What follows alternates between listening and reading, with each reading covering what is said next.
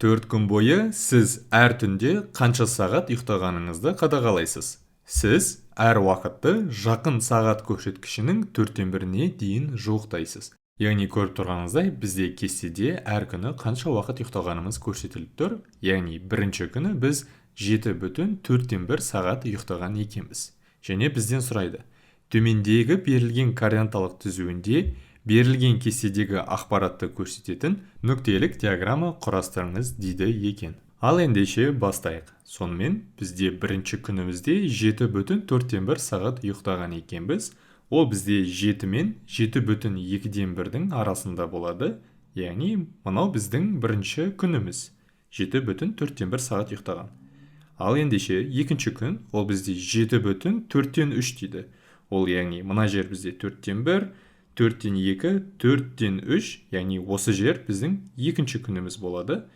Келесі үшінші күн. Үшінші күнде бізде 7,4 сағат ұйықтаған екенбіз. Ол тағы да мына жер болады. Яғни көріп тұрғаныңыздай, бізде 2 күн бар, және осы 2 күнде біз 7,4 сағат ұйықтаған екенбіз.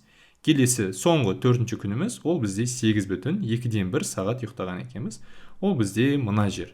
Яғни осылайша біз нүктелік диаграмманы құрастырдық. Яғни осы нүктелік диаграммамыз бізде 7,4 сағат ұйықтаған 2 күн бар екенін көрсетеді. Ал 7,4 сағат ұйықтаған бір күніміз бар екенін, және 8,2 сағат ұйықтаған тағы бір күн бар екенін көрсетеді. Ал ендеше тағы бір мысалды қарастырып көрейік. Келесі мысалда бізге айтады: қыркүйек айында Амира бірнеше километр жүгірді. Ол төмендегі кестеге әр километрді жүгіруіне қанша уақыт жұмсағанын жақын минут көрсеткішінің 4/1-іне дейін жуықтап жазды дейді. Яғни көріп тұрғаныңыздай, бізге кесте берілген. Бізден сұрайтыны: төмендегі берілген координаталық түзуінде берілген кестедегі ақпаратты көрсететін нүктелік диаграмма құрастырыңыз дейді екен. Ал ендеше бастайық. Кесте бойынша Амира 1 километрді 3 рет 8,4 минутта жүгіріп шыққан екен.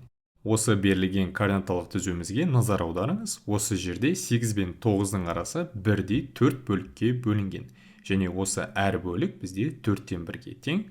Осылайша 8,4 дегеніміз ол осы бөліктердің үшеуі болады. Яғни ол бізде мына жер, және осы жерде бізде 3 нүкте болады. Себебі жиілік бізде 3.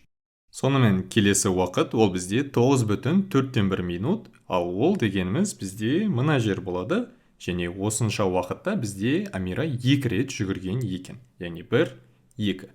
Келесі уақыт ол бізде 9,2-1, ол бізде мына жер, және осы уақытта бізде Амира 4 рет жүгірген. Яғни 1, 2, 3, 4.